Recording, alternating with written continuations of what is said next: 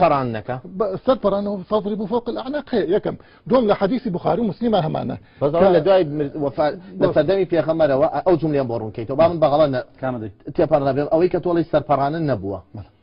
او جمله بورون كيتو حديث بخاري ومسلم برخصه تشيز وقت مرات كده وين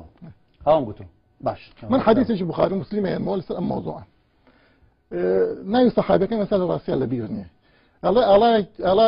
فلان صحابي الله يشبرسه طبعا كتواب وكاشون بوشنك الله عشان هلك كما الله بيغمبره باشا الرئيس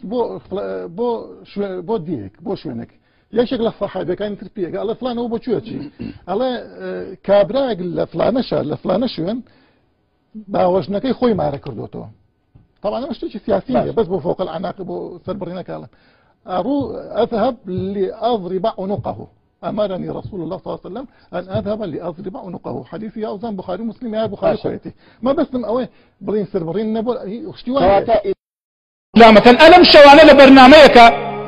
دو جويهيل هات نتسر شاشكا جويهيل تصغيري جاهلة يعني جاهلة بسكوليك دو جويهيل هات نتسر شاشكا جانا الله خوالة قرآن باسي سربريني كردوه مزيعك زور بتورة باسي سربريني كردوه شو أنا بلا قرآن باسي سربرين هاتبي هاي جاهل بلا إلى قرآن باسي سربرين هاتوا هذا شي بران بركيني ولا أخوي لقريب ده بلا إلى قرآن بو عيب ما نبي أما نشاني جهل بدين بلا إلى قرآن فرمي قشنا كافران بدن لمليان بلا فرسياريكم لتدريبات عسكرية لم رجقارة لهمو دنيايا لم بري دنيا بو بري دنيا كاتي تدريبي عسكري وسر بازا كان ادري الله قشت دجمنكت قول بخر جير بالي بك جير قاتيا الله بيدلكوي الله بيدلكوي خوا فرما قشنا كافران بدن لمليان امر لتدريبات عسكريه كاتي تدريبي كسي دي بو الشر الله بيدلكوي الله يقول لك ابكى عسماما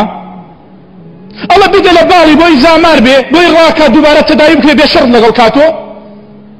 كاتي ابو خناس نشان اقري دالكوي نايدا لو شواني كاي كوجي هم جاهلة انا زور سيدة هاي هاوار بو غربتي اسلام كل هاوار بو غربتي عقل لسر امرخنا الاسلام بقري او عقل وحكمته اود ان هي كاقيت برامركي ادين شواني كي بيكوجي يبدو بارزينو بيتو بيخد بكوجيتو شي عاقل لدنيا مقصناك هركز نايكا قمشو بعقله كتو اجيت دجمنك ديك وجيبو تدريباتي عسكريه دري برزان بو اولنيا والا دجمنك بكي بكم ترين لحظه كم ترين ماوا كم ترين تياتون بكوجي سور سيره همو عائلك همو مذهبك همو ولاتك درست باسي تشكو تقمني بكا بس بو اسلام باسي شمشيري تاي قدغيه اسلام باسي شمشيركا قدغيه بس نووي دروس كان بيش كوتنا بو اوان بنووي ناكازاكي هيروشيما خابوركي تطور بيشكوتنا تقدمي أسريحية أما إسلام بلا بشمشير بدل بران بركة ديتا چه دوا كوتنيكا ديتا چه إرهابية كام دين برزان